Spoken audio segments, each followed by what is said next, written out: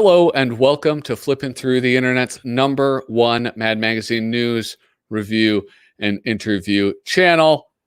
We got viewers already. 2 people tuned in. Hey, you 2 people, if you haven't, please hit like, hit subscribe, but hit like on this video if you like it so far. Today is a very special day. It is another live stream interview. But before I get into that and I get into the who our very special guest is, I want to say a hearty thank you to my patrons. A new person has joined the Patreon. Rob Wilson, Rod Mead Sperry, Andrew Goldfarb, Casey Ori, and Kyle Bridget. Thank you guys so much for your support. I hope I can continue to earn it. If you're thinking, I like this channel, but I don't want to give this guy my money, don't. Hit subscribe, hit like, share the video out. My goal is for this channel to grow. So whatever, if you're willing to do that, I very much appreciate it. So today, I have on somebody who runs runs, curates the most important MAD related website, certainly more important than the actual MAD website, which isn't maintained, madcoversite.com. And his name is Doug Gilford, and he has been referred to by the usual gang of idiots as the MAD historian. And so without any further ado, please welcome Doug Gilford. Hello, Doug. Patrick. Hello. How are you? Everybody? I'm fine. That's a lot to live up to. The title of historian, I think there are, it could be argued there are a lot more worthy people of that title. I do like curator though, because it is kind of more like a museum. This is Buster the Cat, by the way. Thanks. Thank you for the introduction and thanks for inviting me. I was thinking about you have been referred to as the MAD historian by people, right? I mean, it's not it's that true. It's true. I didn't give it to myself, but I've had some of the staff calls me that. A lot of people on the different collecting groups, Facebook and all that, they've been using the term, and I've kind of grown into it maybe. But if we must split hairs, I think that historians actually publish books, and I have not quite done that yet. Unless you want to call a website just an extended electronic book, I guess we could say that. But yeah, well, anyway. and I guess, well, in that respect, then, like a curator, like you mentioned, is not a bad title, and certainly one that, comes with a lot of respect and a lot of responsibility. Well, yeah, and it's there are a lot of scans and a lot of work to put it all together, and the whole site is for all those who want to research it and seek out the history of the magazine. Yeah, and help them. It helps collectors obviously fill the holes in their collection, and I've always tried to make it a free site. And I think I've succeeded. I've done some things over the years to through Amazon and that kind of thing to try to get a little bit into my coffers, but this is all just for entertaining everybody, including myself. Yeah. So, well, that's, if you go on the web, and I have it on my other monitor here. It's absent of ads, and it's not just because I have an ad blocker. Like, I look at that little symbol and it's, so, this is maybe, I hope this doesn't come off as gauche, but if people do want to support you in this endeavor, is there a way that they could support you? Yes, you can. You'll find, at least in a couple of areas, you can go to a PayPal link and donate that way if you'd like to. Okay. about every 3 years, the the website host sends me a bill for another 3 years, Mm-hmm. and that does start to add up. Yeah. But I I don't really like to beg for money for it. I feel really uncomfortable doing that. Yeah. But by the same token, if people are getting a lot out of it, um, and they're on it all the time and do research, and they're otherwise helping to publish their own books or something. Yeah. Yeah, if you want to give me a few dollars, I'll take it. Well, You know? we'll see if I can, after this is done, if I can convince you to you put in, like, in the description a link to that PayPal, so that Okay. if people are watching All this, they can, then it's me begging for you. Okay. um, Yeah, but no, I don't. I never started it with the intent of having to be supported, but we can get into conversation about a few years ago when Mad back in New York was on it all the time for their own research to help them yeah. publish the magazine. That was kind of a fine line where I thought, oh, maybe I should be compensated for this work, but Yeah. it never started out that way. Yeah. So. Well, that's very interesting. And I want to get to the website, but if you would allow me to deviate from that a little bit and go travel back in time to what what was your first encounter with Mad Magazine? Well, I've been thinking a lot about this, and I think it was okay. I was born in '65, so I've had to. So in '72, I would have been 7 years old, and I think a babysitter brought by number 155. Nice. Which is the Godfather issue, or as Mad called it, the Oddfather. And at 7 years old, I was kind of wondering myself, well, what could a 7-year-old kid get out of that particular issue? Mm-hmm. But that's my earliest memory. I think somewhere around that time, there was another friend of the family who might have had a thick. I don't have it out here right now. There was a Don Martin book that came out around the same time that was just a collection of his different stuff, and that was much more appropriate, I would say, for a much younger kid. Yeah. For the most part, there's still some adult themed stuff, I would say, with even Don Martin, Mm-hmm. but it certainly wasn't. It was leaps and bounds different than a movie satire with the Godfather. Yeah. And then I have a cousin who swears she introduced me to the magazine. I can't quite recall, but it's possible around that same time. So that's when I really kind of remember it. And maybe for about a 3-year period in there, from 7 to 10, I think it was just kind of gelling in my head that I want to pick up more issues of this and find out what this is about. Yeah. I hadn't become a full-scale collector yet. Yeah. But it was planting the seeds.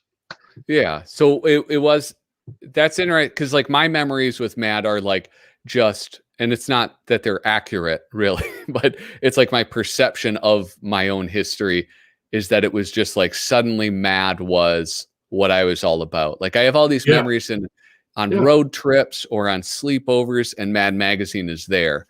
But for you, it was like you have a little bit more.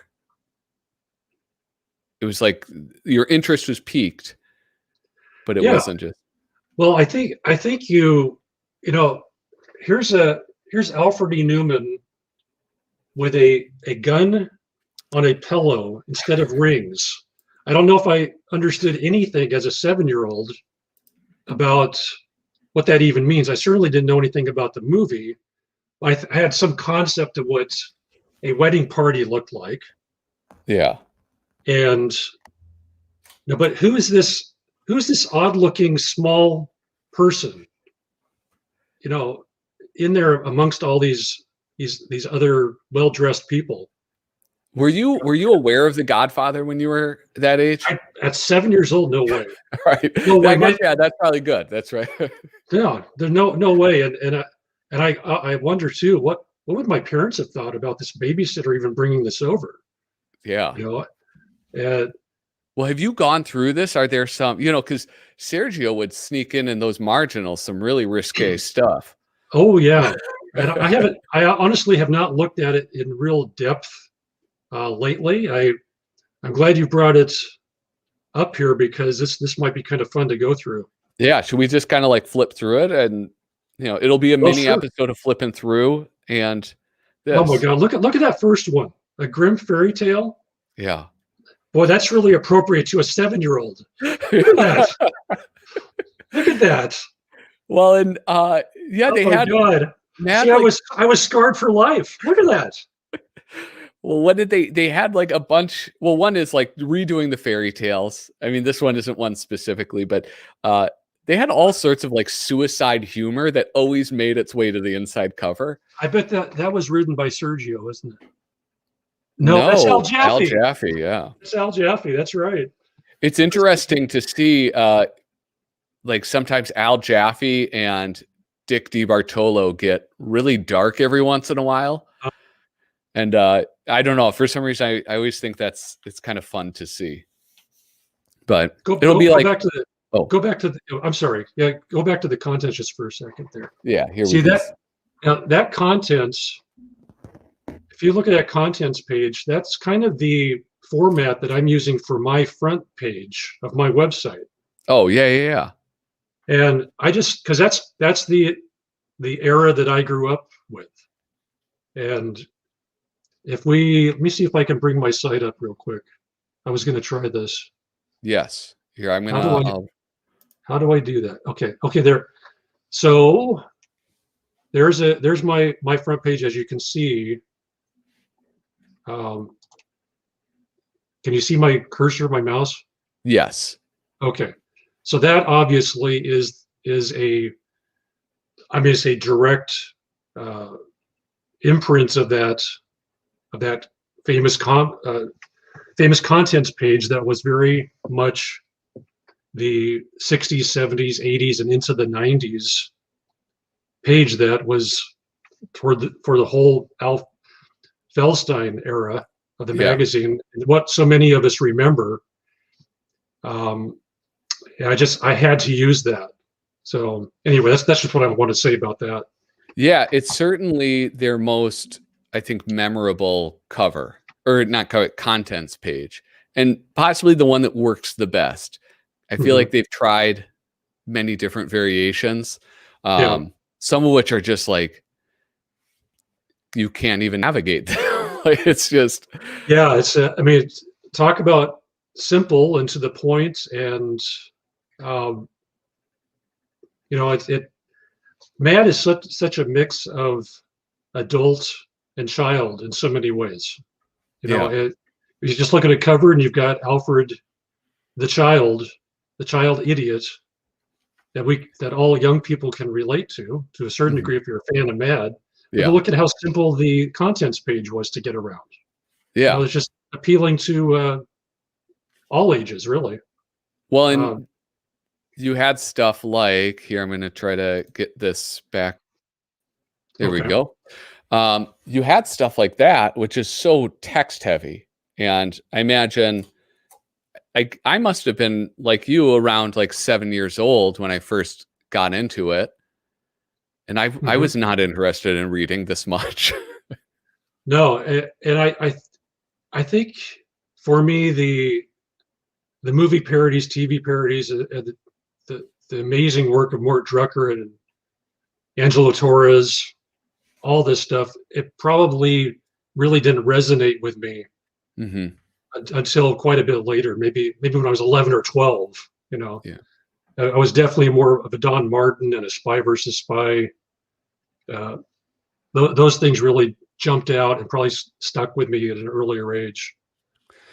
Yeah, and what's like you talked about the this there's like this guy's dead on the curb.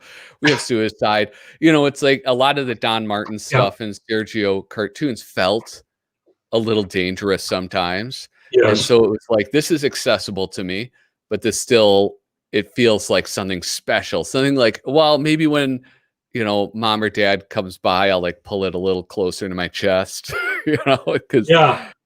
Well, I would not have had this issue in my hands. Let's see. I don't know that she would have actually left it with me. yeah. But if I had, they probably would have really done, what are you looking at? You know? But just have you gotten to the part where the horse body is under the covers? No, Instead well, of the no, because horse's the head? horse isn't the horse one, and that's the third one, isn't it? No, I thought that was in the original. Go back a few pages here. That's something that look at the bullet holes on the right top. Why is that funny? I don't know. Or like, I mean, we have Al Pacino there. Yeah. Just firing off. His eyes are kind of crossed. It's You go back one more page, I think we'll be into the horse. Maybe it's a little earlier than that. I'm sorry. No, I swear the horse head is from the third one. There it is. Oh wait, no, there Bottom it is. Right. Bottom right. Yeah. Oh, that's right.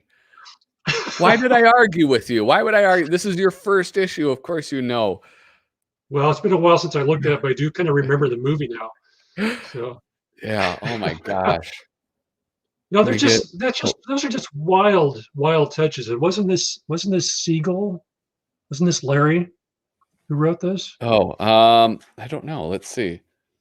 Yeah, Larry Siegel. See, this is so appropriate for Larry. He's just, just so wild. I got the pleasure of meeting him about a decade ago, and he's just a living embodiment of his writing style. He's passed now, but he just was so funny to meet.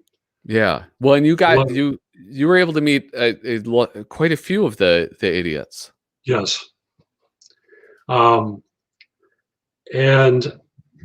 a lot of that happened. I can thank Alan Bernstein for that, who has produced and is still producing When We Went Mad, a documentary that's like a decade or more in the making. And I know he'd like to have it done, and so would all of us. Mm-hmm. I've kind of been out of the loop on that one, but I assisted early on with setting up some interviews that he probably could have got himself, but I kind of used a little bit of my influence because of the website that the staff was aware of, at least. And I like to think I opened a couple of doors easier, but this is totally his baby. And if I will say, I still have hope that it will see the light of day. Yeah. And more than hope, I know it will. I have total confidence in him.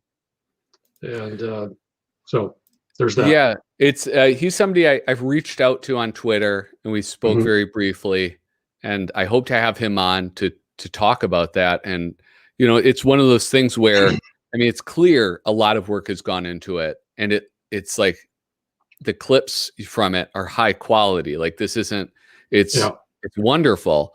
And so I who was it that told me about it? But anyway, somebody told me, I was like, how have I not heard of this? Why is this? Yeah. So I think, I'm assuming there are probably other people who are in the same boat I am, and maybe raising a little awareness about it could be just the thing it needs. Well, I don't know how, it would have a bearing on producing it any faster, because he's at a point where it's pushing right along, but it's there's still a lot of work to do, probably on more the editorial side. Okay. All the things having to do with the finishing of the film. Yeah. So I think the attention helps, but I think that we're we're just all going to be blown away when it comes out, because what I've seen is fantastic. And yeah, I can't wait to see it. Yeah. I just want to say hello real quick. There are a few people in the audience right now. Senor Feijon says hello. Hello, Feijon. How are you? Hello. Hello. Sketchy Works. Never know if I'm saying it right. He's very excited. His fingers were moving faster than his brain, or his brain was moving faster than his fingers.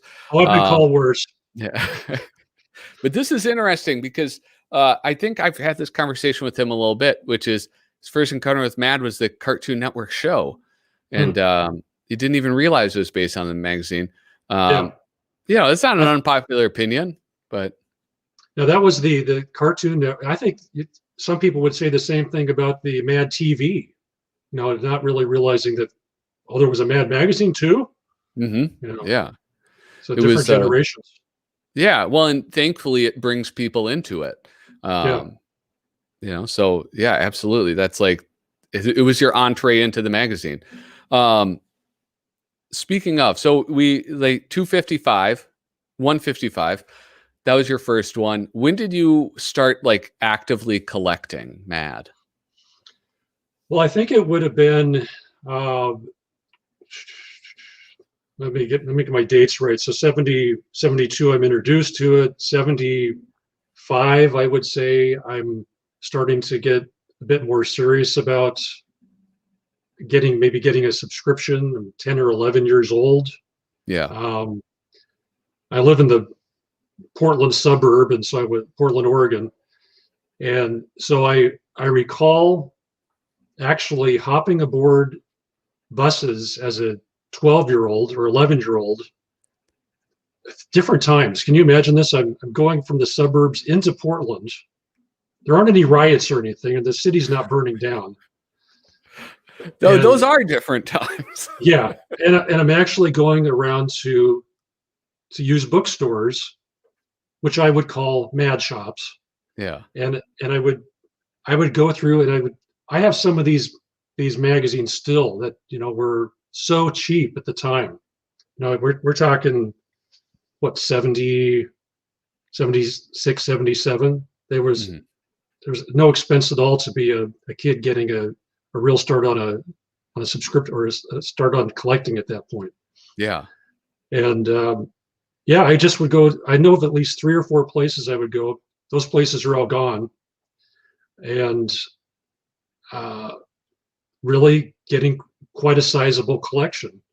And my folks could see what this was becoming, and I started getting more serious. I think when I got into my mid to later teens, I was picking up the comic books and completing that aspect of the collection at the comic shows.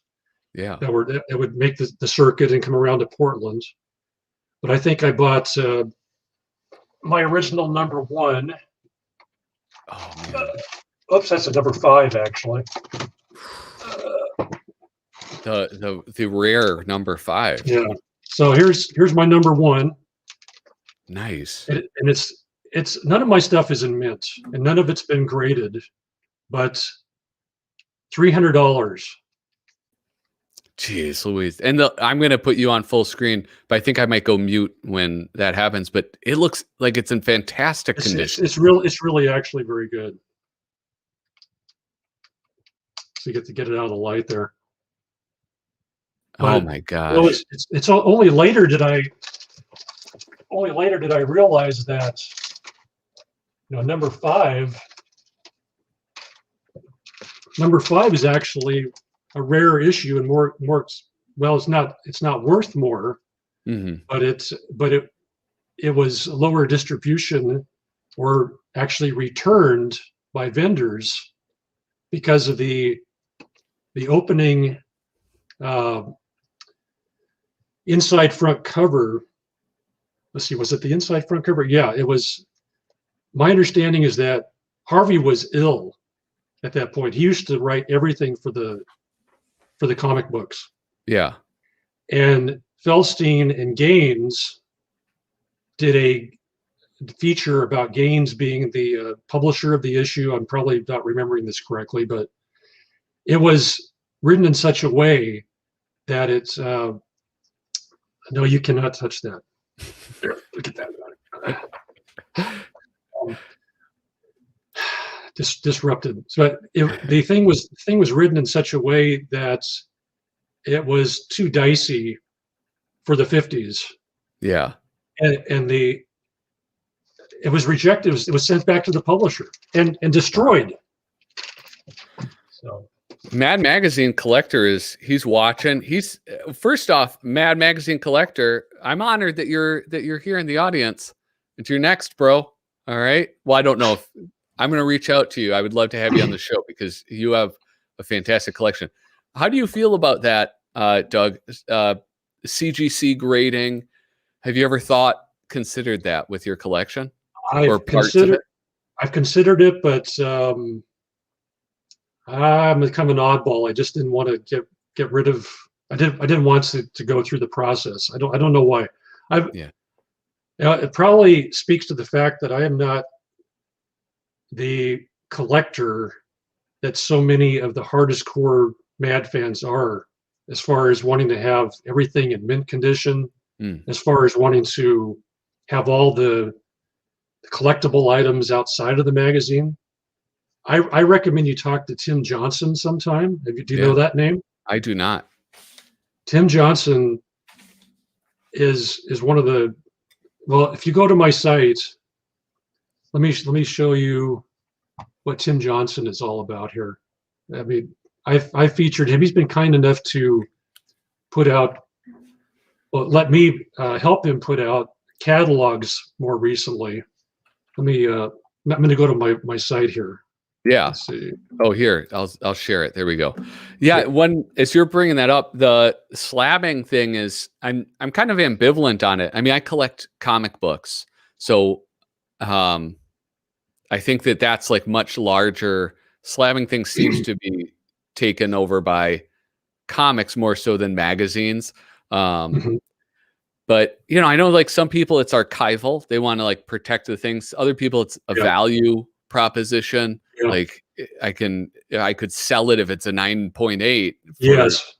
But the bummer is then it's sealed, right? Unless you want to break that case open.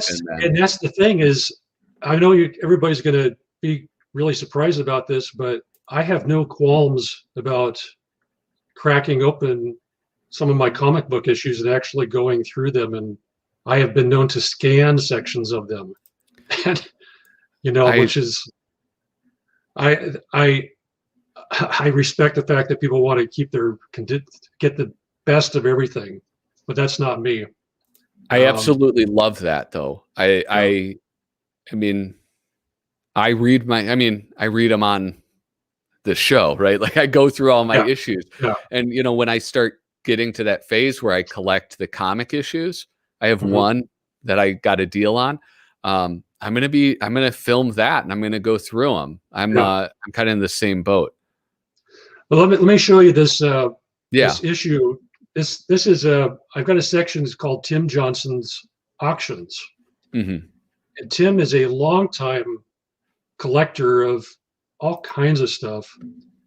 And he has worked with many people over the years. And this particular issue, which was the last one in October of 2019, Tim is all the way to the left there, the bald fellow with the glasses. Okay. Next to him is John Ficarra, then Charlie Cadu, then Nancy Gaines, and then Alfred, of course. Yeah. But what this is an example of is, especially in more recent years, he's dealt with the staff and some of the hard to find collectibles that they were actually putting up for sale at auction. And he's dealt with a lot of people over the years, getting their stuff out there, but including his own stuff. Yeah. Of which I've seen glass cases in his basement, not personally, but he just has a collection to die for. Let me go here and just scroll through that issue. Yeah. So here was the latest one. Here were the 6 issues that he has done more recently, and he would put these out in a paper form and ship them all off to anybody who wanted to participate in the auction. Yeah. And it was very old school that way. You go into his into these catalogs, and you'd go through quite a system with a phone auction to get stuff out of them. Here's a typical. Let me see. I got to click on the page. Sorry. Yeah. No. Okay, so here we go. He just goes into all this stuff, but look at this stuff here.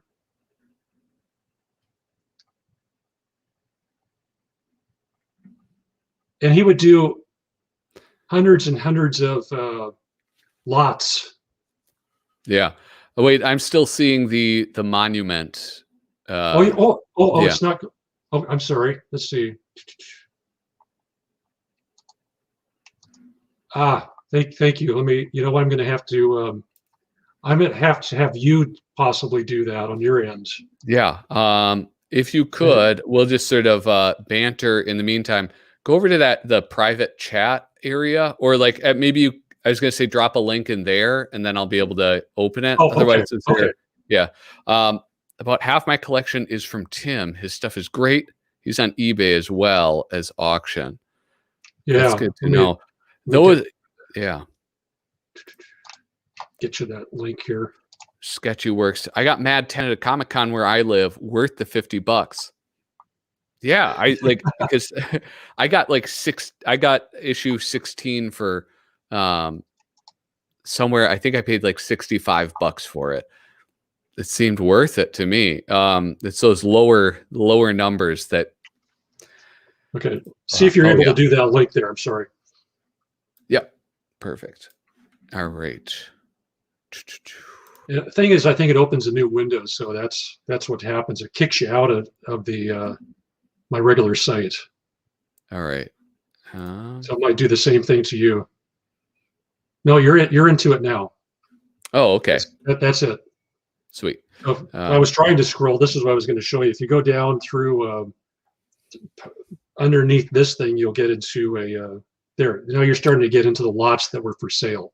Oh yeah. Oh, I remember going through this actually because I remember the marbles. Yeah. And this oh, that would be wonderful to have. Yeah. So this is go ahead. It was only $17. I could afford that. Oh man. Sorry. I recommend everybody when he does this again. You know, COVID has had an impact on Tim this year, like everything. You know, as far as being able to put these things together. I think he had to abandon it this year. Yeah. But he will be back. But, wow. Yeah.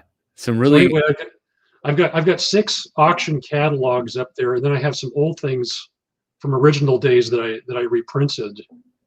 And he's basically given me I think this is such a gift for everybody because you know I'm not a major collector. I wouldn't have all this stuff, but to be able to have this residing on my site, so I just really appreciate the fact that he did that. Yeah. Well, I think I really appreciate, I think a lot of other people do things like this. There's somebody else you host on here that I spoke to towards the beginning of like the start of the channel, or at least like my interviewing portion. And that's Bradford Smith. Yes, Bradford's great. Yeah. And that one I can find here. Let me go back here. Yeah, Bradford is great. His collection is so unique, and what I like about that, I mean, like you bring up, you're those. Oops. Whoops. Those they sort of like the collectibles on the fringes or outside of the magazine that's not your deal. But then you have people who do like collect everything or collect very specific items. Yeah. And like him collecting just wild signatures. Oh, here I see. Yeah. So that's Bradford from a few years ago. Yeah. And this is a running joke to me is that he never upgrades his picture. Yeah. You know, so he's good. He's like Alfred. He knew. Look at this picture here. No, this is a young kid, but he's no longer this young anymore. No. And so he, I have this way of categorizing everything, but like here's, if you can, do you see me looking at Orson Bean down there? Yes. Okay, I'll click on Orson Bean. That jumps ahead. Well, I guess it's just this issue. This issue. I don't know why he wrote "Hi Doug," but Orson Bean signed that one. And then he sends off this issue to the staff. So you got Joe Raiola up there, John Ficarra, Frank Jacobs, me, Yeah. Charlie Cadu, Dave Croato. Let's see, Hi Bradford. Dick is fun to look at. See, this is Madly Dick DiBartolo. He starts all the way over here. Hi Bradford, Madly Dick DiBartolo. He just take over the whole issue. Sam Viviano signs upside down. There's Ryan Flanders. I think this might be Doug Thompson. All right. Yeah. Well, and look at, if you say his name 3 times, he does appear. Who's that? Bradford Smith. He's here. He says, thanks. And I'm not that photogenic. He's making excuses for having not updated it. Yeah. One of my favorite things about his collection was the one with, it's one of the issues with JFK. And I think he's at the podium. Oh yeah. And the signatures he has on it, I was like, I almost died. Hey, Bradford, what was that issue? I'll find. What was the name of that guy? Can you remember? Oh yeah, I don't. But it's like one of the women who witnessed the assassinations. He got her signature, and then like one of the police officers that was there. And it was like, if he can chime in here and tell me a name, I'll bring it up. Yeah, because that's amazing. Give you an idea of what one of his normal issues is like that he's had signed. Hopefully he'll resign. We have like a 30-second delay, so that's one of the problems. Oh, okay. Yeah. Oh, here we go. Marianne Moorman. Okay, so let me find her here. Oh, maybe I don't have. Here we are, Marianne Moorman. Yeah. Okay. So unfortunately I didn't make these large. You'll have to blow that up yourself. But that's the JFK issue you're talking about. Yes. So I forget the story. So Marianne Moorman was who again? I forget. I think she was a witness to the assassination. And then wasn't there another person on here who actually climbed in the back of the car? I think maybe there was a law enforcement officer or somebody who is. So, and yeah. When Bradford approached me many moons ago with a few signed Mad issues, I just kind of said, I don't know about this. And then he got so many more that became this thing that was just too much to ignore. Yeah. I gave him the sad thing is I haven't put a lot of extra time into this to add a whole bunch of other issues that I think he's just got sitting there waiting for me. I've been busy with other stuff, but someday I'll revisit it. It's one of those things where it's like a normal collection, right? I mean, it's like a lot of these you can find at like a comic shop becomes a priceless connection. Yeah. Okay, so here we have the straight dope from Bradford. She was a witness on the grassy knoll, and then Clint Hill was the Secret Service agent who climbed on. Okay. And then also James, who got hit with a chunk of asphalt from a ricochet. So see what Bradford does. He's found these people to sign this magazine. These are not stars. They're not VIPs. They're not people you know. And that's what makes it so amazing. If you go in and you actually do a little bit of research, you say, my God, how did you even find this person? It's extraordinary. It's an extraordinary collection, and it's great that it's hosted on this and people can see it. And Bradford, you were for a while like tweeting out somewhat regularly pictures of these. And I feel like you gotta get back into it because I haven't seen those on Twitter in a while. He's a busy guy. It's a tweet. I think he can spare. Let's not make excuses. Yeah. So when you have a complete collection at this point, yeah. When did you achieve that legendary status? I would have to say in the 80s. Yeah, I would say that it happened probably in the mid 80s. All right. So yeah, it didn't take that long in collecting for you to. There were a lot less issues to collect at that point. Yeah, that is a good point. you got. I mean, since the 80s, you got 200 or 300 more issues if you want to include specials and everything else. Because I have all the specials and paperbacks, and pretty much all the regular hardbound and softbound books too. Yeah. Well, I have a question then. Like, where do you have the line for like something that you are interested in, you like might buy it versus something where you have to have it? Well, for me, I've always been zeroing in on the printed. Well, let's see. How should I say that? Anything that saw the light of day in a printed form is of interest to me. That was produced by MAD. So the fine line for me is take an Al Jaffe or a Dave Berg paperback, of which they produced books outside of MAD. No, there were I don't know if I got one around here, but there are books that do not. Well, I'll wait for them. Oh, jeez. I thought I had some. Oh, let me see if I've got something. Because let's see. The first contact I had with you is when I got serious about cataloging my collection and like bagging and boarding everything, because I mean, I've been a collector since the 90s. I'll never find it. And like picked up different things, but they've just been sitting in boxes.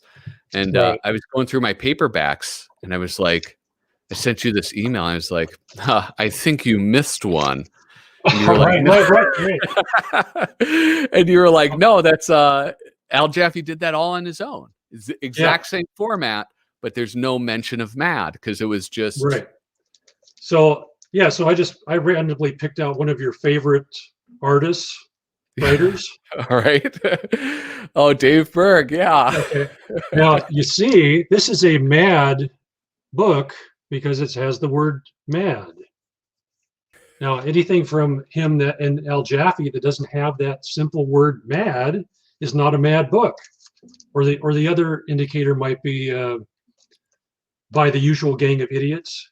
Yeah. You wouldn't have that kind of designation. But so I draw the line there for those kinds of books. Mm-hmm. I'm not going to, here's one that I did not include. Although I love Russ Cochran. Yes. He's fantastic. He's so important to the history of MAD fandom. Yes. But I didn't include him because this is not a MAD published book. This is a Russ Cochran book. So I had threatened one time to try to put together a site of some of these other connecting issues, or I shouldn't say a whole nother site, but a section. Yeah. That would have these different things so that you would at least know the difference. Mm-hmm. But that's just another rabbit hole that I don't want to go down. Yeah. Well, because I have the Russ Cochran comics. Yeah. Like I have it too. That big red sleeved thing. I'm gonna probably dump this on my computer. Oh. My oh, geez. I did hit it. Damn it. That was jarring. There we go. Yeah, EC EC Publications. Yeah, that's correct. Yeah. So, do you have this? I don't have that. Look, they're so pricey. I got the Mad one I got was at a comic shop, my local comic shop, and they were like, nobody's gonna buy this. Do you want a deal on it? And I took it. It was still not cheap, but so I mean, I do not. Oh yeah, I do not own the. There's another variation of this in black and white. The artist edition from IDW. No, the Cochrane. My understanding is there are two versions of this. There's color interior pages. Yeah. Or the black and white. Somebody help me out here. Am I right on that for Cochrane? I had no idea. Yeah, but I do have the artist edition too that you're talking about. Yeah, that's one I've been trying to get a hold of, but it's hard to. I don't know. I'm a cheapskate, so that's. So I mean, it's here again. I bought these when they were cheaper. Yeah. But I mean, like, so that one, the Russ Cochrane, I mean, that has the big EC logo, but do you consider that the comic collection of those not a Mad publication? It's not something I technically want to put on my site. Yeah. He says yes, Mad Magazine collector. Mm-hmm. I wish I ended that. There we go. So I mean, I can see I've been distracted a little bit by some of the things in the background. You have like, I don't normally have this like this either. I did this for you. Well, I appreciate it. Yeah, I appreciate it. These are normally stored away. Yeah. Well, okay. Well, I have a question about that then. This supersedes my question I was going to ask is, like, do you have like a special place in your home, like where you honor Mad Magazine? Or is it like on your website where you're like, they're easy to store and it's just all in this neat cabinet? They're kind of in a closed cabinet. Yeah. I don't have a shrine per se. This is really unusual for me to do this. It's been kind of fun. I've been staring at it for 2 weeks trying to get everything just right. Yeah. But no, I have them pretty much hidden away in cabinets, and I take them out when I need to do some research. Let me grab one of my boxes. Yeah, absolutely. Let's see. I'm gonna pay attention to the chat a little bit. The posters released when the reprints came out were good. Those Cochrane ones. See, that's there's so much. I was such a casual reader of Mad Magazine that I don't. There's like this depth of material that I'm still ignorant of, and so it's kind of interesting to me. Mad Collector brought up the posters released with the reprints. And so like there's all this stuff that I have no knowledge about. So it's pretty exciting to me as I go back and I try to collect things to see it for the first time. Yeah. But here's one of your back boxes. Yeah, this would be so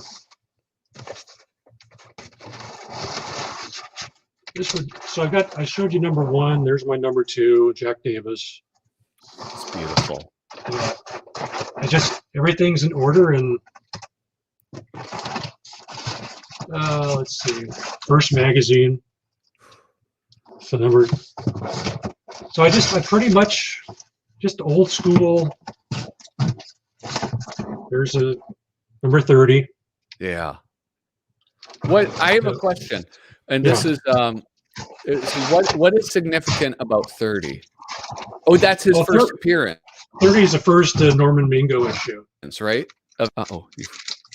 First Norman Mingo. Oh, the first Norman Mingo. Okay. Yeah. And very significant because all future representations of Alfred were based on this. So Mad, for the most part, they would tell all the artists it's got to be straight on. Nothing at any kind of an angle. The eyes need to be offset slightly. Yeah. His left eye up higher, slightly higher than the right. They all had to be based on this. Mm-hmm. And I've heard Sam Viviano say that he's not easy to draw. And so try to do it like Mingo did. That's your guide. Yeah, I think Matt Lassen, who is a writer for Mad Magazine primarily, I think he had a few art pieces published in there, but he also worked on the editorial side. And he was saying that even his time there, which was very recent, Norman Mingo was the way to go. So if you were, they would not task you with drawing Alfred in the magazine if you had not shown that you can first draw Alfred E. Newman. Right. A few things. We have a question from the audience. Doug, what's your most prized Mad item? I have an original Al Jaffe fold-in art. I'd have to say that is probably my most prized. Let me, I don't know if I can even find it for you, but it was a fold-in that from the 70s, and it was in regard to the Vietnam War. And it was the tagline. I can't remember the build-up question to it to find it, but the solution has a paintbrush that it says whitewash. I'll have to find it eventually, but it's just having an Al Jaffe fold-in. Yeah, from that era is a really big deal to me. So. Yeah, absolutely. I also have care of Annie Gaines.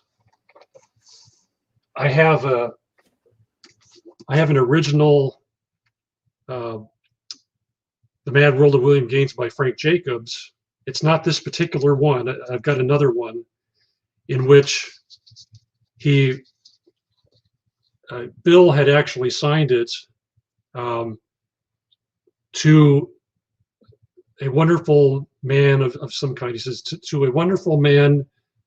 I don't even want to attempt to say it, but he basically is addressing or signing it to himself in such a funny way. And it's to blah, blah, blah, Bill, It's hilarious. I wish the words hadn't left me there. Yeah. But that one's a good one, just for having something that Bill Gaines signs. Yeah, absolutely. I will say that this ridiculously expensive Mad, which is one of the 4 hardbound volumes of annual material. If you go to, I'm going to bring up my site here. Books. If you can you see this? Yes, we're there. I'm sharing you now. Yep. Okay, these are the anthologies. You had annuals that would come out before the specials. That the specials started coming out in the 50s. Yeah. But around the same time, they would actually, God, these guys were really good at recycling material. They would bring out these books full of some of the annual material. And so this one is the 4th one done in 69. That's what I've got here. What's so cool about this book is, let me go back here so I can see myself. Yeah. What's so cool about this book is it includes all the stuff. So here's a record. Whoa. And here's paperback book covers. Yeah. And let's see here. Be careful. Bumper sticker. That's And, awesome. Yeah. And is that the one that has like a blue cloth, right? When you remove the dust Yes. jacket. Yes. Have you seen this before? Yeah, I own a copy of that. Oh, you do? Okay. Yeah, I don't have the dust jacket, but it belonged to my father, and it's probably the only Mad item that he owned. Because all the magazines I have in my collection that like predate when I was having a subscription are from my uncle, who is the guy who introduced me to Mad magazine. But that ridiculously expensive Mad is the only thing I own that my dad had. Huh. Yeah. Now what a concept, actually having family members who had Mad. Because I can't say that, Yeah. I think most of my family members, how did you get into this, and they still don't understand me. Yeah. Well, yeah, thankfully, I have, my family has a really kind of silly streak to them. Even the serious ones are real, kind of have a silliness to them. So yeah, my parents are nuts. My dad's in his 80s now, and he's still nuts. Yeah. But just never really, you have to. He's not one to really read humor. Yeah. You either have that in you or you don't. Mm-hmm. And he never was. But one thing I'll give my folks is I sure am glad they weren't the type that would like, I'm going to clean your room now and throw away your entire collection. Yeah. Sometimes we hear sad stories like that. It's just, how could anybody do that to their kids? Yeah. I mean, that would be, well, I mean, it's why we have so many super expensive copies of, of Golden Age comics, right? It's all the mothers who are like, listen, son, this is out of control. Yeah. Action Comics number 27. I'm sorry, but no, that's going in the trash. Or whatever. Detective Comics 27. Yeah. So do you have a favorite, or not? Don't want to use favorite, but like, do you have an artist that you are especially drawn to? And you mentioned Al Jaffe having like a piece of his original artwork, but is there anybody else who really stands out for you? I would probably have to say Don Martin was the start of, Mad was so smart because they could really hook kids with Don Martin art. Yeah. And you couldn't resist it, and I just remember, latching onto that as a kid, and then to this very day, appreciating it. So I just, because it was the first thing I really remember, it's been one of these, his work has been one of the things that has just stuck with me. But well, that and Al Jaffe, any of his inventions. There's this great thing where it's crime foilers, I think. I forget what the actual title is.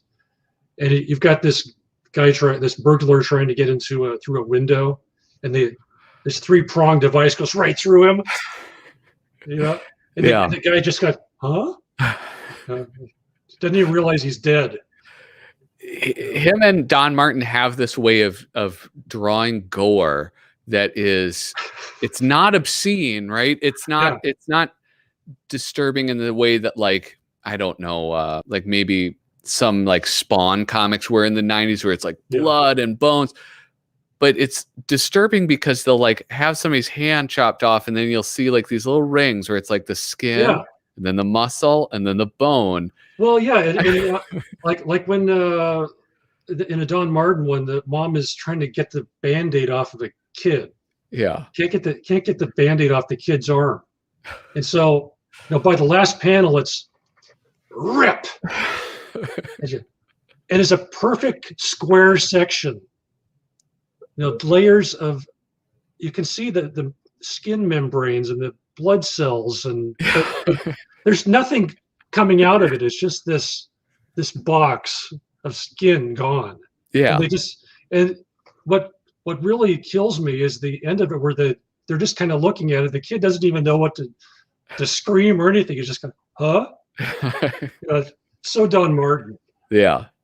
When Al Jaffe's inventions, and I mean, like you know, all of this stuff so well that maybe you can answer this. I was on a recent episode, I was like going through and I was like, when did Al Jaffe stop doing these like full like gags or like doing full illustrations for a writer? Because it seemed there was this shift into, you know, he's just the fold-in guy. Just doing the fold-ins. And like we lost his inventions and those like weird prancing, you know, how he would draw the legs. And well, you know, at a certain point when you're reaching your 80s, Sergio is an exception here.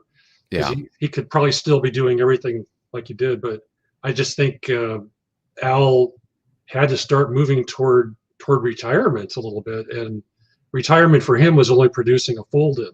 Yeah. You know, which is amazing in itself. But so, you know, he's going to be 100 years old in March. So I'm guessing here, I don't really have a good answer for you, but I'm going to say it's probably about 20 years, you know, 15 to 20 years that he stopped doing a lot of what we were used to with the multi-page things. Yeah. And I can go back and look on his page and find that out. But he would still do some one-off pages here and there, other than the fold-ins too. Yeah. You know, back covers and that kind of thing. You know, the back cover that let me find this one. This is a great example of a Jaffe. Let's see. Well, you look that up. I'm going to say a few things. First off, sure. 7 people are watching. Thank you so much for tuning in. I really appreciate it. If you could hit the thumbs up button, it would mean a lot to me. Truly, it's how this channel grows. And I literally cannot make this channel grow without your help.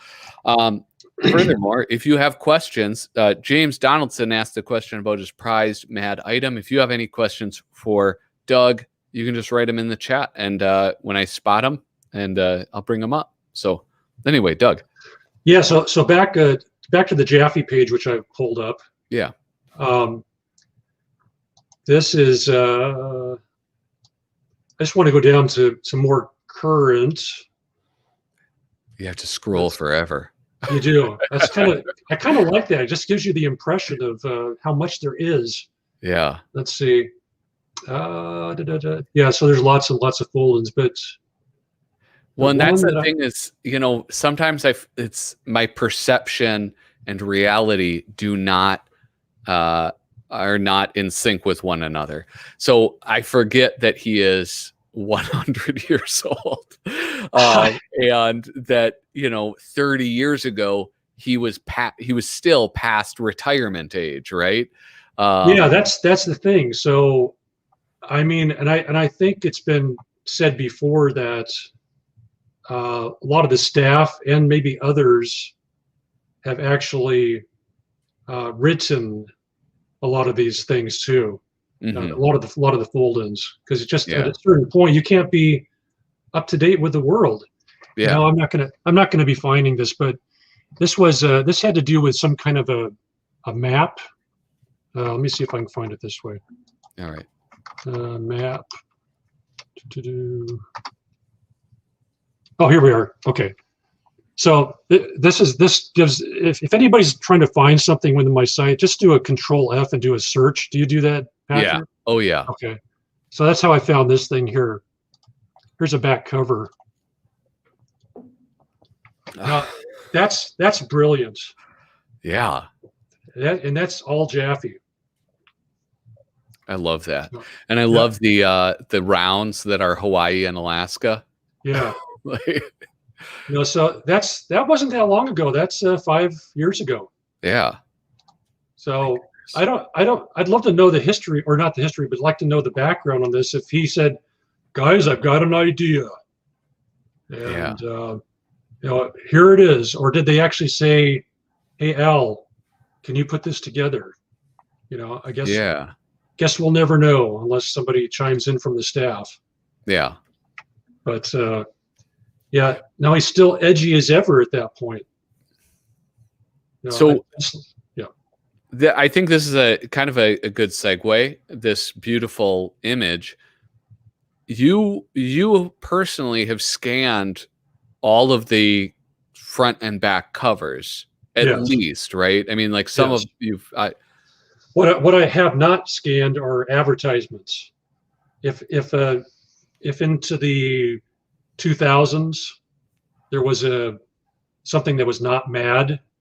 Yeah, like a got milk thing. Yeah, or just even some of the basic video games or whatever it might be that are totally unassociated with it. I didn't want to continue advertising for them. Yeah. So that was my decision there, not to put it back cover in that form up. I don't even, if there were some interior ads in some of those issues, I also did not refer to them in the contents. Yeah. So it's just my thing. Yeah. Yes. Well, so we haven't even really gotten to, like what made you start the site? Oh, we're like an hour in, and I'm just asking the question that perhaps I should have started with. Oh my God, we're an hour in already. Yeah. It's a good thing I had that caffeine earlier. Yeah, absolutely. Well, you can thank the internet. In the early 90s, I was off to college. Actually, I should say in the late 80s, I was off to college. I graduated in 89. What am I talking about? And at that point, I had a full collection. My energies were definitely going elsewhere. And I was kind of through with being interested in the magazine at that point. I would pick up the current issue. I made sure to do that. But in the late 80s, early 90s, that's about all it was for me. Put it in perspective, people like Tim Johnson and a bunch of other collectors were off at different shows buying all their Mad junk, and I think Grant Geisman and Jason Levine and Tim and a lot of these people would meet up and pick up all this great stuff. I wasn't even aware of that stuff. My head was so far out of Mad at that point. Yeah, I wasn't even going there. So graduated, got a job, and then 94, 95 rolls around, and the internet is just kind of coming into existence. And I thought, well, here's an opportunity to maybe learn a little bit. I'm totally self-taught if it doesn't show with my webpage. Maybe I can combine this new interest of learning about what web design is and web pages with Mad. And bought a scanner. And here's the crazy thing: the screens were the images that I scanned were pretty small. Yeah. And then I just decided to. I'm skipping ahead. That was pretty much the impetus. I just said, you pose the question, can you do the thing? Can you put together a website? What will be on this website? Well, I'm going to make every single Mad cover that I've got. I'm going to put it all out there. Yeah. And so this was 97 that it actually came to be. This is after 2 or 3 years of the internet coming online. And because I don't think we realized how much of a connecting interest the internet would provide with other collectors. And even if you're not a collector, you still want to remember what Mad was all about. So there's a whole nostalgia factor. Yeah. So I apart from even wondering what Mad would think of this, or if it was legal or not to do, just did it.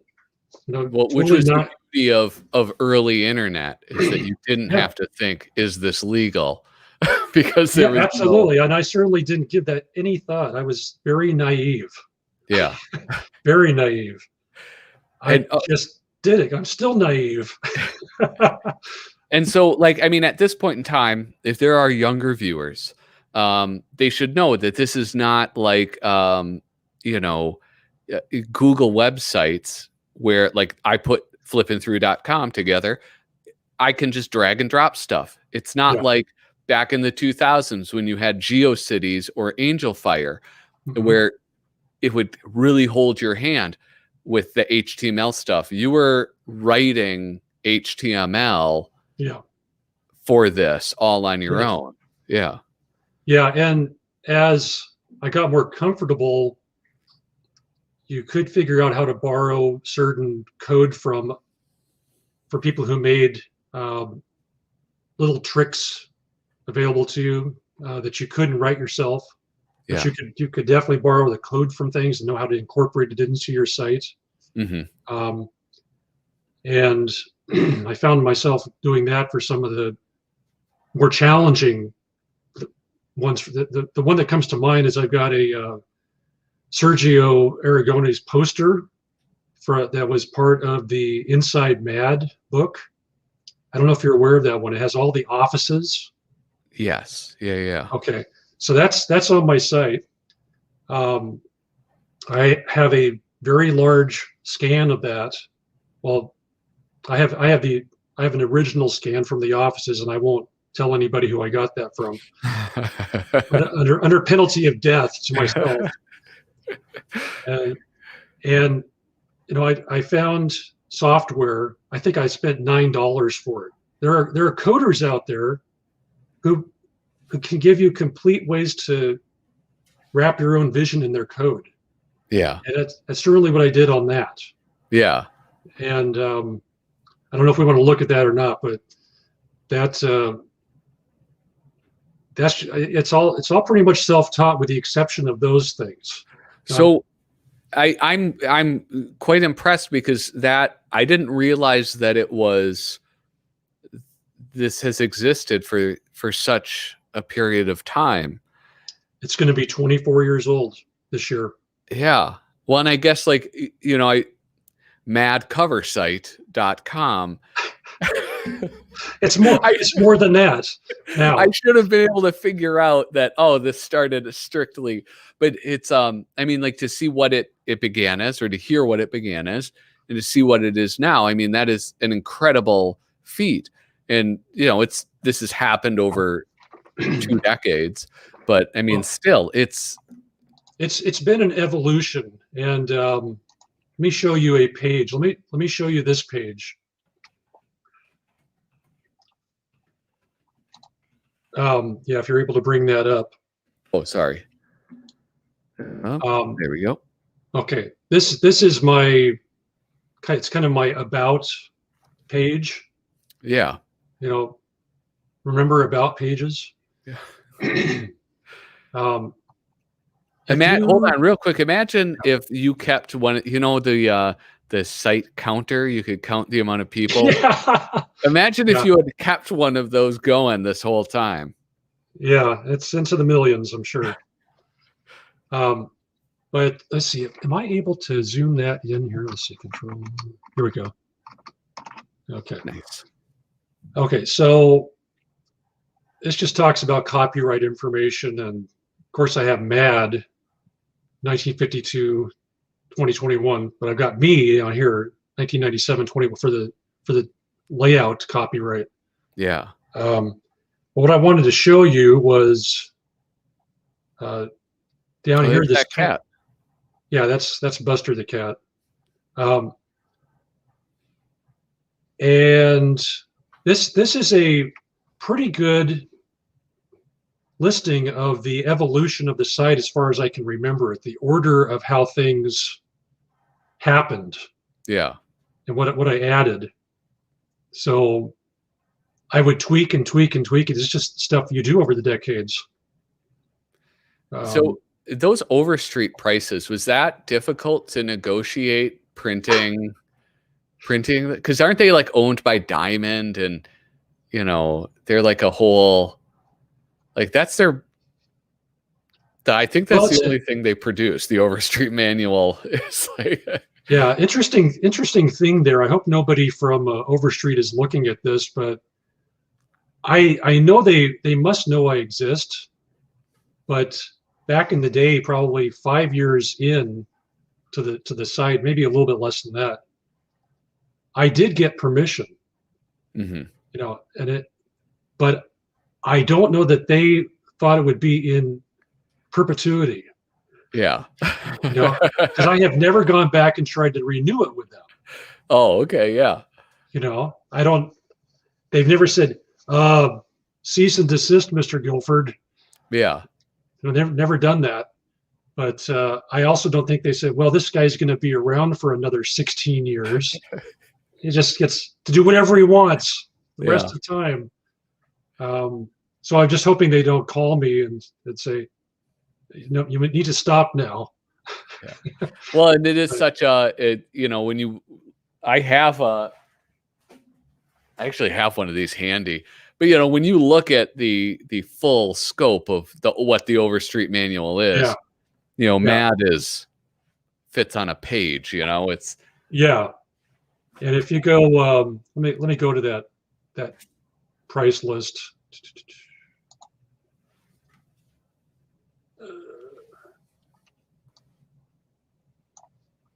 And one thing I did on the price guide, I always try to link back to Gemstone so they can sell a copy of it.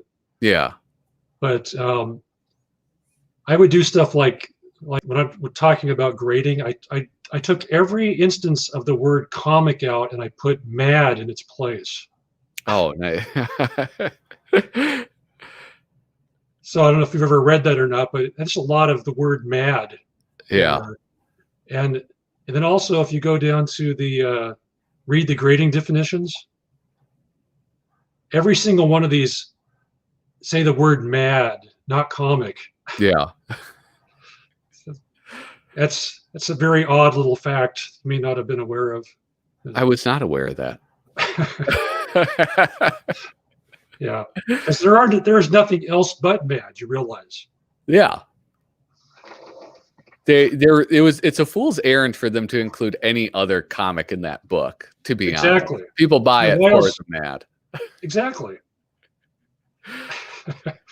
So with I want to pull up like just even like a random issue, because if people haven't been to the site, and let's be honest, if you're watching this, you've probably been to this site, but if you just like sort of just do like a random issue, you can see how much this is transformed into, I guess we're getting more into that sort of historian curator role that we talked about at the start, which is like, could you zoom in on this? Sure.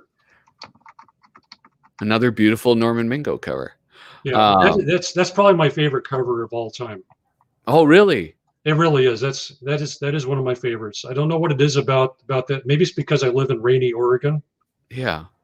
But I like the covers that don't have words across the top. Mm-hmm. That are not trying to tell you what's on the inside. It's an art piece. Yeah. And that's just one of my favorites for how simple it is. This sea of umbrellas, and there's Alfred in a red shirt poking his hand out, seeing if it's actually. Look at the yellow sun shine. Yeah. It's just, I love that. It is. Norman Mingo, I think other people sometimes will get credit for writing it. I think Sergio, on his debut issue, was somebody who he got credit for writing the gag of the cover that Norman Mingo painted. Yeah. But I think by and large, I cannot think of a better cover artist. It's just for me, Kelly Freas is probably a close second for that era. Yeah. You know, prior to this though, you know, he did quite a few things in the 50s and 60s. But yeah, there's something about the Kelly Freas covers too. This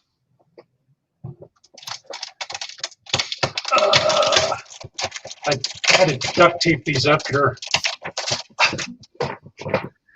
You know, so yeah, Kelly Freas does some like very interesting stuff that I've started wanting to talk about. A lot of his covers, he does that. He like outlines some of his paintings in sort of like a comic book like way. Yeah, this is probably my favorite Kelly Freas cover. Yeah. All the animals, including a dinosaur. Yeah. Oh, here, let me look at all those creatures. See the dinosaur back there and the gorilla? I mean, it just gets ridiculous. yeah, it's all the beautiful Yeah. chicken fat that artists talk Yeah. about doing. Yeah, Norman Mingo was like I think my favorite cover of his, and probably my favorite Mad cover, is the Fink's Donut cover. Where he just has the sandwich board. And I mean, that's another sort of like what you were saying, Stig. I don't know why that is my favorite. I guess I just like that visual gag of seeing a curb behind him. But it is just simple. I think the simplicity of it. And I think that was probably, if I'm not mistaken, Antonio Perhia's cover. Let me see here. Oh, like he wrote it? Yeah, let me see here. Where did that go? Oh, no, it's Sergio. Yeah. Oh, here. Yeah. And it's like, you know, there's not like the thing with that Kelly Freas where it was like Danny K and so or anything above that. It is the image just speaks for itself. No, the other interesting thing, you know, this happens quite a bit in the some of the Norman Mingo covers. See the ragged outline around the edges? Yeah. You know, that is really cool. I love that. Just it gives you this impression that there's more space to be had there, but you know, you're just seeing this very interesting view of it all.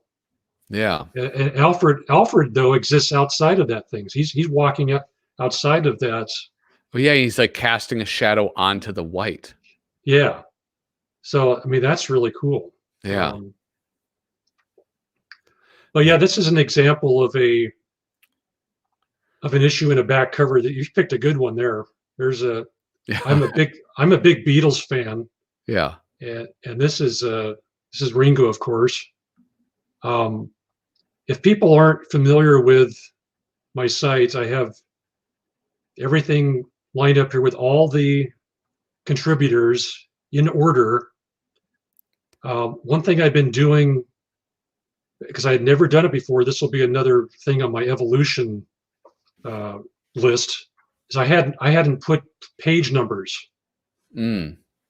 So as you in the teal green or whatever this is, you'll see C2 and 1 and 2, 3. So you'll be able to tell what page and how many pages. Oh, very cool. An article went for. Yeah. And you'll also be able to tell if it started on the left or the right, depending on if it was an odd or even number. Yeah. And why would that be important? Well, sometimes if you had a 2-page Don Martin thing that had a surprise on the next page. Yeah. You could see that by starting on an odd number and ending with an even number. So it's one of those things that most people wouldn't care about, but people who research this stuff like. Yeah. But as you can see, yeah, go ahead. No, you go ahead. I just was going to say, I've got the article title, and if it's just a name, then that person was an artist and writer. Otherwise, I say written by, you know, and the art by the person. Yeah. So that's kind of my shorthand. Okay. And then the other thing that the staff of MAD really appreciated, I'm sure, was you would click on, let's say you're going to get on this Paul Coker Jr. That's my man right there.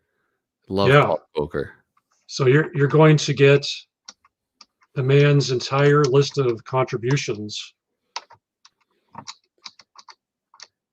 And from the very beginning to the present. Let me scroll down. He ended with the last New York issue. yeah. So you brought up like for people who are researching, and that is, I mean, like so many people use this website. Like you mentioned before, folks at Mad Magazine were using it to inform editorial decisions or what have you. Well, I Yeah. think for their research, sometimes it might have been as simple as, did we do that before? Hmm. You know, maybe to a certain degree, or they just needed to know what happened. If they were reaching back and going to say something about an article in the past, they needed to know where it came from, and they could easily find it that way. You Yeah. know, they would do a lot of stuff for their blog, you know, for their Oh, own yeah. website. And for a while there, they were actually linking to my site. Oh, really? Yeah, and there's lots of instances still out there on their website to links back and forth. Yeah. Um, and so yeah, they were using that information quite a bit. Mhm. Um, But it's interesting because it's not just that organization. Like when I had Kenny Kyle on, he was like, uh, we were tweeting back and forth, we were DMing, and I was like, "Hey, is there anything that you're particularly fond of that we could talk about?"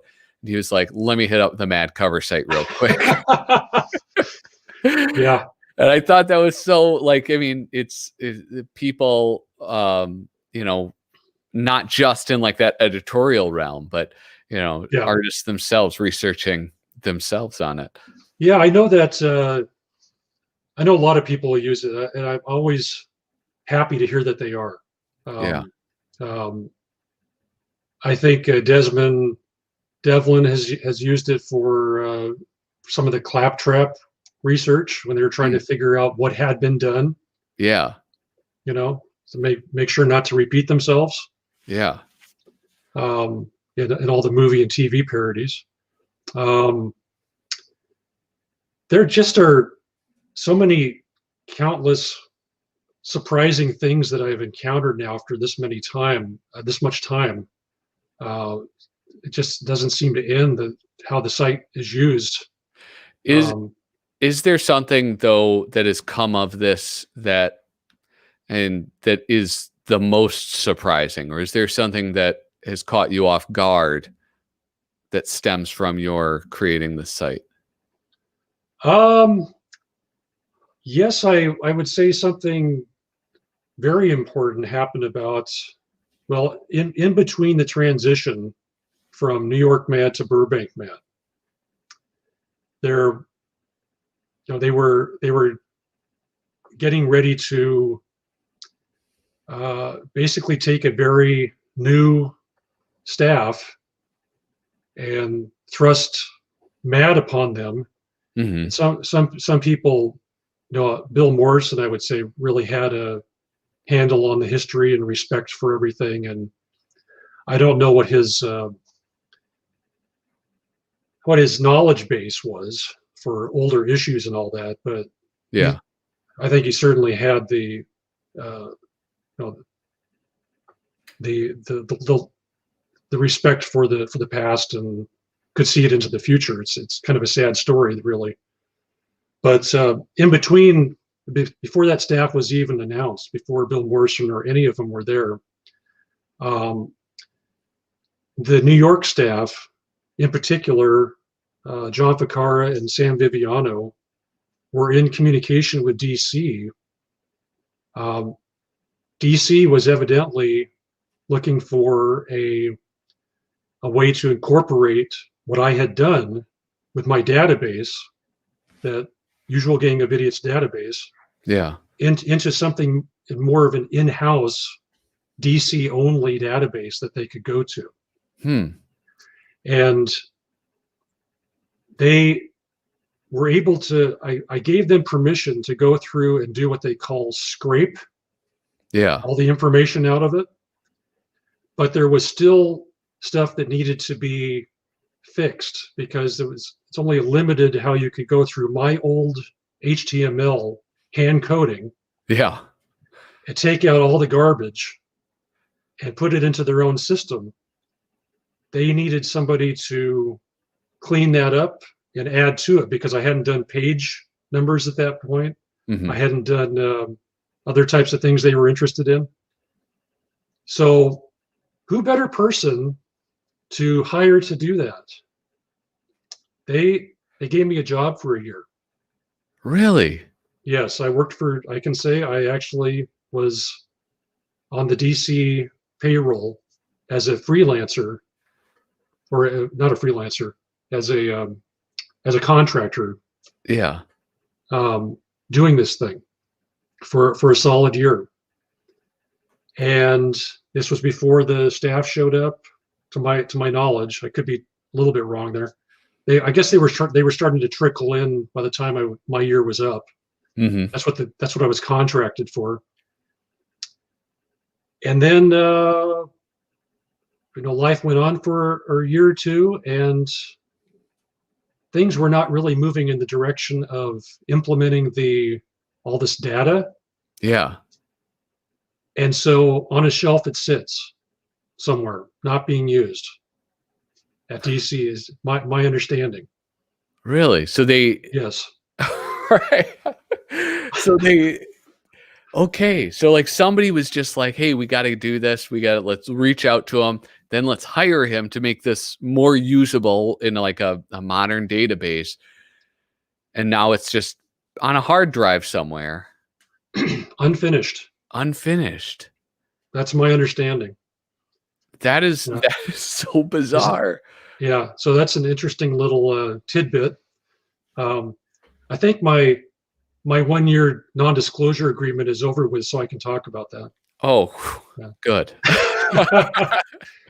But I got a chance to go to Burbank and meet with some of the technical people behind the scenes. I got a tour of DC. I got to see where the staff was going to be housed. Yeah. That was interesting. And I got to hang out in California with Sam Viviano for a few days because he basically was one of the main reasons I got the gig. Yeah. Along with John Ficarra and a very nice gal named Allison Gill, who deals with I believe it's the mechanics of putting the issues together, making sure there's enough paper to print it all on. Yeah. Oh, we've run out of staples. Exactly. But she does far more than that. Yeah.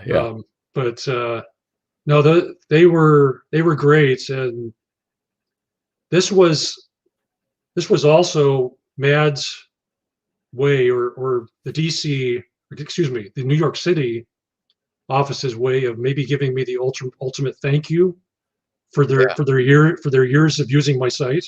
Yeah. Yeah. That's fantastic. I mean, that's oops, wrong one. Sorry, Sketchy Works. Jack, I always want to say Nataliano, but it's Natalino. The creator of Skippy and Elmer. You can see him on Instagram. He says hello to you. Well, hello. And hello, thank you, Jack, for stopping by. If you or anybody else there hasn't clicked that thumbs up, please do so. I really appreciate it. Yeah. Are you getting tired yet? No, I have a lot more questions actually. Okay. Yeah, I'm fine. I'm on the West Coast. I'm still awake. All right. Cause we're like now an hour and a half in. This is, how many people are watching? 3 or 4? Oh no, we got 8. Oh. And usually that's, several different viewers. Cause some people hop in, then they leave, and then somebody else comes in. So, well, it's kind of nice to know you can watch it again if you really feel like it too, down the road, as many times as you want. Exactly. On loop. Just hit repeat. So you talked about that move, and I'm curious to know what are your thoughts about the reboot?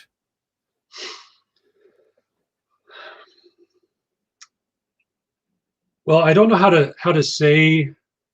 Um, I look at the entire history of the magazine as one thing. I look at, from Harvey Kurtzman, Bill Gaines, trying to work out how Harvey can get paid more, because he's just not turning out the war comics, as fast as Al Feldstein is turning out the other titles. And he's, what can I do? What can I do? And they said, well, why don't you come up with a humor magazine? Now, from those days, all through all the different eras, the different looks, the different times, when you look at it like I have, I consider this just another era. And it's a painful era, because I would have liked to have seen it remain in New York. There's no denying that, but I can't control that. I can observe that change. Yeah. And I thought that, personally, I thought they did a fantastic job in the earliest issues with the transition. I thought so much creativity and thought was put into the different look of the magazine. I thought it was, I liked seeing all the new artists and writers. I just think that potential was there to build upon what they were still very green, trying to figure out what this was all about. Okay, Kat. And I think it's just criminal that it was basically most of the staff, with the exception of Susie Hutchinson and Bern Mendoza, the only two that I know that are left, who are doing a fantastic job with what they have. I think it's just criminal that DC has seen fit to basically turn it into what it is. If no one wants a complete reprint magazine. Yeah.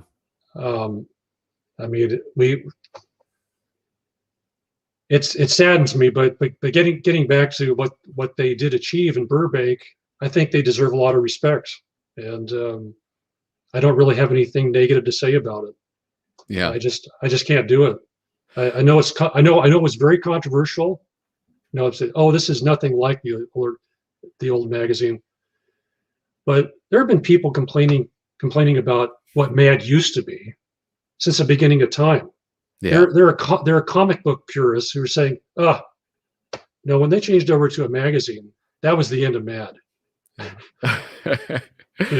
Yeah. So you can point to any era, and the magazine was new to you at that time, and you're not so sure you like the changes that happen 10, 20 years down the road, depending on your age. So, but maybe because I'm in a position where I've done nothing but curate it, and my sole mission has been to present it to the public. I have a little bit of little different take on it all. Yeah. I just see it as another step in its evolution, and I'm also very optimistic that it can still turn around. Maybe with the right people in DC. I don't think DC is ever going to get rid of the magazine. Yeah. They may shut it down, but they're never going to get rid of the property. Yeah, I'm with you as far as that sort of that hope that it can come back. And you had talked about the different eras, and it's like if you are like even moderately versed in the history of Mad, and I would consider myself moderately versed. Like, you can see all of the changes they made with the times. Like, Yes. and it's I think that this was a change with the times, and it was again, like you had mentioned with Bill, he knows about Mad Magazine, and he knows about comics and cartooning, Yes. and that came through Yes. big in those first couple issues. Is like you could see all of that care and attention that he had. No, and he assembled a great staff. I think Susie Hutchinson and Doug Thompson, they were in charge. Doug especially in the logo redesign.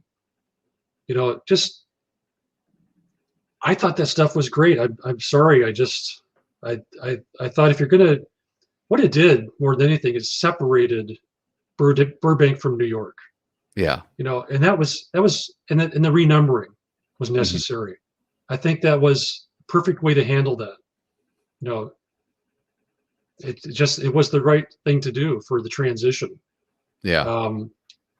But I saw enough of what I liked in the old Mad in the new Mad, in so many different ways. And I just the vibrancy of some of these images. What I think the first I don't have it in front of me, but number one, Burbank number one.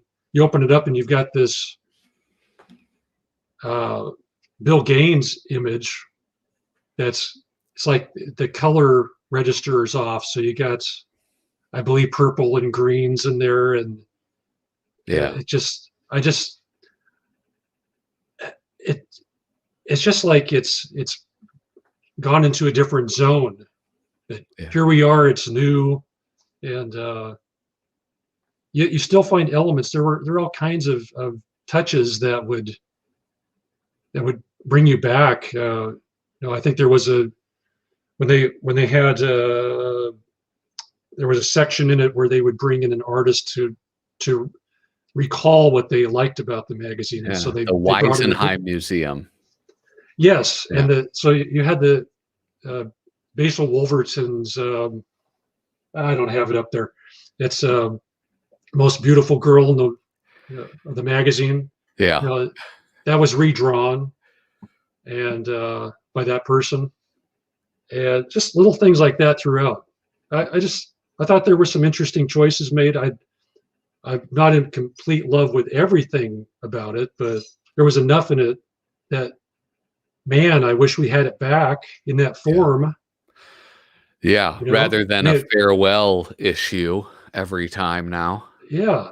I mean, that's who can say that you wouldn't want it back to those first few issues.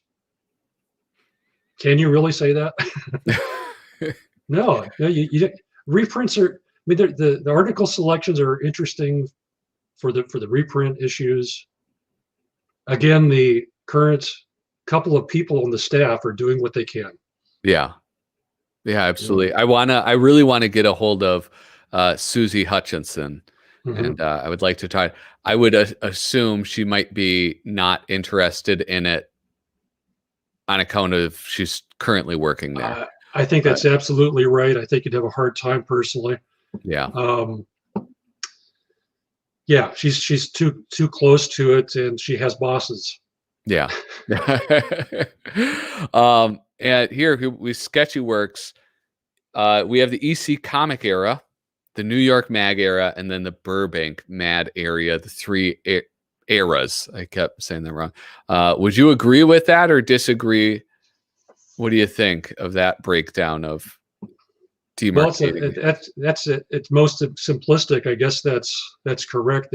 With comic magazine from New York and magazine for Burbank. Yeah, you could also break it down further by editors. Yeah, that would be a good. You should probably have when Al Feldstein ended in the 80s. I have to look up the date myself. That's why I have a Mad website. Because I can't remember everything. But then then going over to co-editorship with Nick Meglin and John Ficarra for a number of years, and then Nick Meglin retiring and John Ficarra doing it. Yeah. You could almost follow the line of what he has here, but just add in that extra couple of editorial changes. Yeah. Oops. I didn't mean to add that to the stream yet. Yeah, I mean, because editors really have, obviously a huge influence on the direction the magazine goes. Oh, absolutely. So, because, location, like geographic / I guess format aside, there are like that New York time, there are, I think, some really visible changes that occur within. Well, one other thing that kind of coincided with my website was, I believe in 96, 97, they basically, I think they called it the new Mad, for lack of a better term that I can come up with. But it was the Mad logo had shifted slightly. Yeah, and then was that when they did the yellow borders? They did the yellow borders. Peter Cooper came on for New Spy versus Spy after had been done for years by Bob Clark and Don Edwing, taking over with Prohias. And there was this shift to, I think, when Monroe came in at that point. I love Monroe so much. but see, that's a delineation for me too. That happened right during the Ficarra Meglin era. Yeah. But I think what happened is it was more of a change in ownership at DC. Or not ownership, a change in the publishing with DC people. Yeah. That kind of brought that on and say, hey, you guys, we need to spice this thing up and make it a little more edgy. Yeah. And you would also get those the ads, and it would be like a Corn Nuts ad, and it's like Corn Nuts wearing jeans, like doing stuff. It's like that happened that's also a point where they went to color. Where they started going to that subtle shift to an all color magazine. Yeah. With a different kind of paper. That's one thing I still to this day pick up the new number 1, and I can't believe how thick that paper is. Yeah. Have you noticed that? I get mine's framed right now. I got it framed with my middle finger issue that you have. I always forget what number that is, but I have them in my dining room. I haven't touched it in a while. But yeah, so I think you could split it up in different ways, and it's just another whole example of this evolution that the magazine went through. Yeah, it's all a beautiful thing. Yeah, absolutely.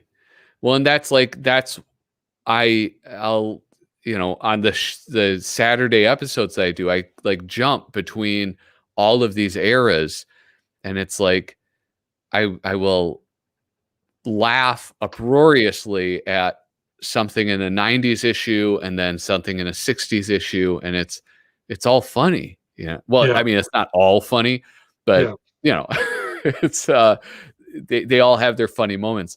Now, this is actually what you were saying about the eras. I wanted to bring this up because I tweeted this out, which was this was the letter that Donald Knuth received from Feldstein.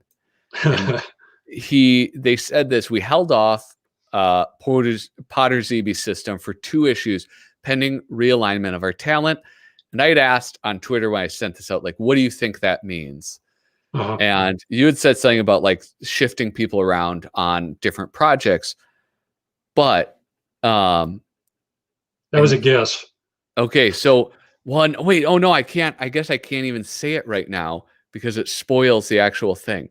Oh, don't say it. Don't say it yet. Then. Oh, okay. All right. Geez, I screwed it all up. Okay.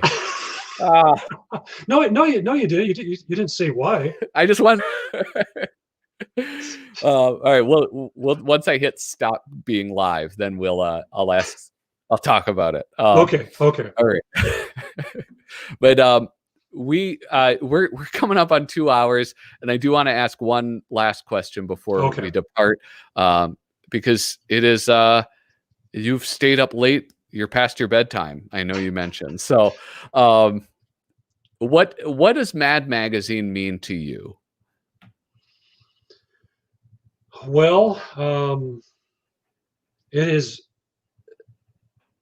obviously become a more than just a hobby. It's a way of life for me. It it it's an obsession. Um, it's amazing that I can function at all as a human being doing all this stuff. I don't know how I do it sometimes. Um, I mean, I actually have a regular job. You know, I run a floor covering business with my Yeah. brother, and have been doing that for 30 plus years.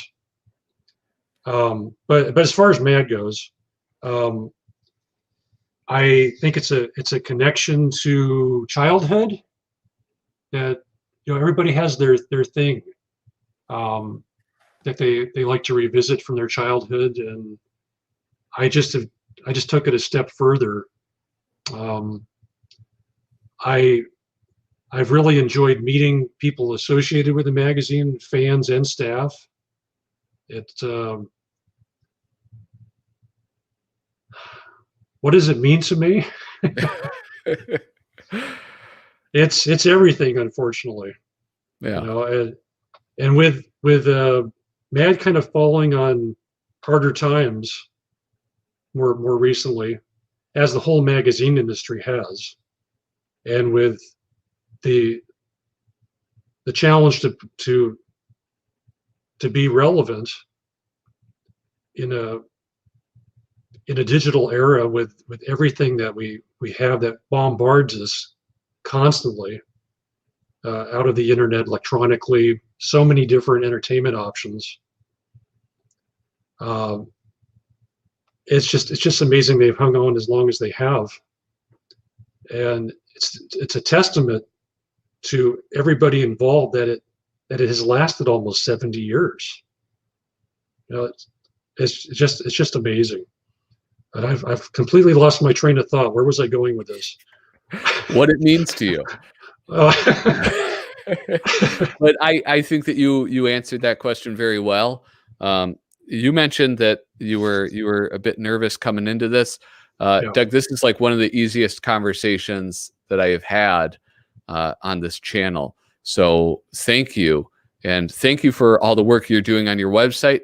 Hopefully you'll let me put in a link to like your PayPal or something so people could support you. You know, I mean, this is you are the mad historian. And thank you so much for taking your time to talk with me. Well, thanks for asking. It's You kind of inspired me to maybe look into doing more video. I never thought that I would do that, because I think that I thought I was going to be a lot more fearful of actually coming on and talking to the public this way, but Yeah. turns out not to be the case. Yeah. But, Well, that's so I appreciate that. yes. And well, I'll put a link to your YouTube, because hopefully you will start posting some stuff, because yeah, you have a huge knowledge base, and it would be awesome to see you making some content. Thank you all. Oh, I'm sorry. I was going to make go one ahead. more plug, and this is for Sam Viviano is putting together a way for everybody to send Al Jaffe 100th birthday celebration, or, you know, birthday cards, whatever you want to do. He's going to be announcing a post office box where you can send to Sam, and then Sam will get all these things and go. Yes, exactly. He will be sending that to, or taking it and probably reading them to Al. And I am also going to put together a page, kind of like what I did for Mort Drucker's 90th birthday. I don't know if you saw that or not, I don't but recall it. No. yeah, but it's on my site. I can just I collected basically everything I could find on the internet to wish Mort a happy birthday. I want to do the same thing for Al. Yeah. So anyway, sorry about that. That's what I want to No, say. absolutely. This is something worth talking about and worth doing. So this is Sam Viviano's Instagram thing. You can see it, Sam Viviano or Sam underscore Viviano underscore illustrator underscore. So check him out and he'll have some more stuff. And you've posted it on Facebook as well. Yeah, I put it at the top of my own page right now. If you go to my homepage, it's up there. Yeah, absolutely. There we go. Yeah. Yeah. Well, man, that was a lot faster than what I did. So yeah, check it out. Check out madcoversite.com. And I mean, it's the best resource for Mad Magazine. Doug, thank you again for joining me. All of you people who are watching, please hit thumbs up. Please subscribe. Please. Thank you so much for watching. I really do appreciate it. And I hope you have a wonderful day. Toodaloo.